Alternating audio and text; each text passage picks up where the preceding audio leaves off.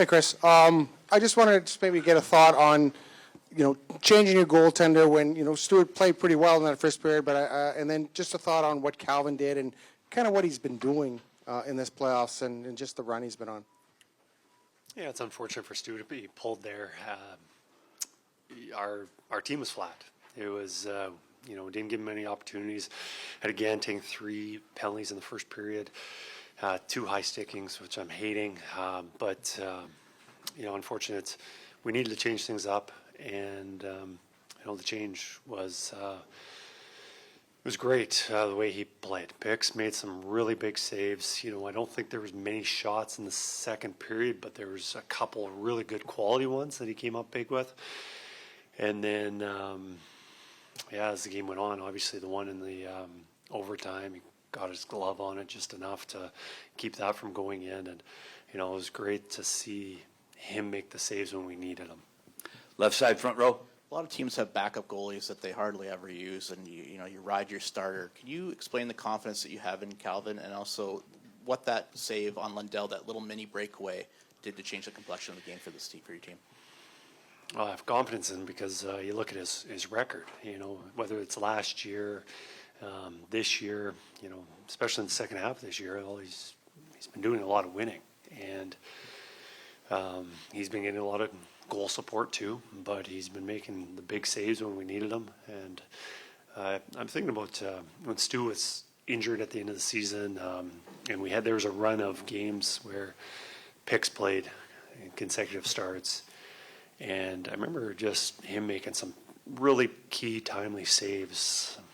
The last couple minutes, the opposition had their goalie pulled, and coming up with those key saves at the big moments. And I think for him, he's been a journeyman goalie. He's been through it all, and right now he's been enjoying the ride.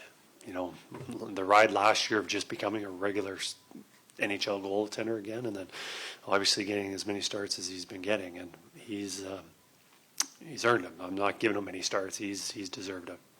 Right side, standing. Kris, you have the closest view of that game. You're closer to the action than anyone. What's it like in the moment to see your team go down like that, come back? What are you thinking throughout that tonight? Well, I knew we could come back. It's not easy to, but I know with the group that we have, we can do it. We just got to dig in and win a few more battles and play a little bit smarter. And the guys didn't quit, and we just needed something to turn it around. And that power play goal was it. And then we were just able to get a little confidence and some belief that we can do this. And after the way Game 3 went, and then the way the first period tonight went, a lot of teams probably don't find a way to rebound. But a lot of credit to these guys. Very proud of them. Loved the effort from them. Right side, third row. Yeah, Kris, a lot of the guys were saying after Game 3 that Leon addressed the team after the game. The fact that he walks the walk after he talks the talk. I mean, you've won 2 games in this series, and he scored the overtime winner in both of them. Can you just talk a little bit about, the fact that he backs up his words? We have a lot of good leaders on our team. A lot of guys who probably, if they're on their teams, they're probably captains, and go through like roster. We've got so many guys like Henrique, Ekholm, and you talk about even Brett Kulak. So many guys that don't even wear letters have a lot of say, and like there's a lot of respect for those guys. As for Leon, I don't know what could be said that really conveys what he brings to our team, not only in leadership but the play, and he has just elevated his game in the toughest moments. Toughest moments in playoffs is tough, but how many overtime goals has he scored? And even the one in Vegas, Kapanen scored. He was involved in that. He had a big part of that. So, he knew that if we have an opportunity to get back in this series and change the momentum, our best players got to step up and play well. And, you know, I believe all our best players did that tonight. Take a few more, left side, third row. From an emotional standpoint, Kris, what's it like to live this series? I mean, a lot of people on the outside are saying this is one of the greatest, one of the tightest series through 4 games they've ever seen. It's, you know, games like that, it's exhausting. It's a roller coaster, but, you know, for me, I just, you know, I do appreciate the level of hockey. The 2 good teams playing as hard as they are, playing the right way. I do appreciate being so close to the action and seeing what I'm seeing. But it's, you know, obviously with what's on the line, it's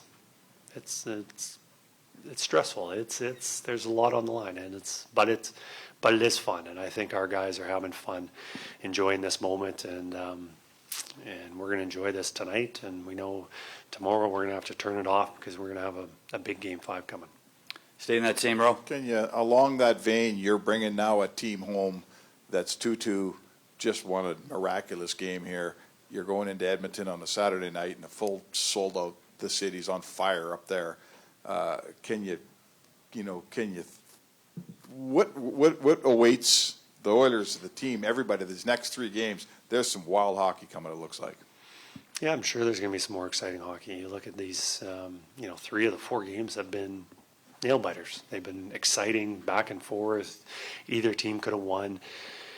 And, you know, I don't think there's a better place to experience a hockey game or for a hockey game to be played than in Edmonton. You know, the atmosphere there with the fans, you know, the excitement in the building, but also around the city. You know, I think it's great, and I think it's well deserving that as exciting as this series has been, that it can be played in Edmonton. Kris, this is a players' league, and part of the art of coaching is sometimes stepping aside and letting the players do. Corey Perry's 7 years younger than you, and we were told that he spoke. And is that, you know, part of handling a team is recognizing, you know what, those guys have got to be the guys that have, you know, sit there and help recharge the group when they're sitting there down 3-0. I think all the guys pick their moments of talking, and you know, we don't have a guy that is always the guy stepping up and talking, and everyone takes their turns, whether it's Leon or Ekholm or obviously Corey Perry. He carries a lot of weight with all the experience he has and his age. A lot of guys, everyone has a lot of respect for him. Coaching staff has a lot of respect for him. So when those guys do speak and say their thoughts, you know, everyone has a lot of respect for that, and it toes the line. Like, it's what else can you do? Because of what he says is a lot of meaning.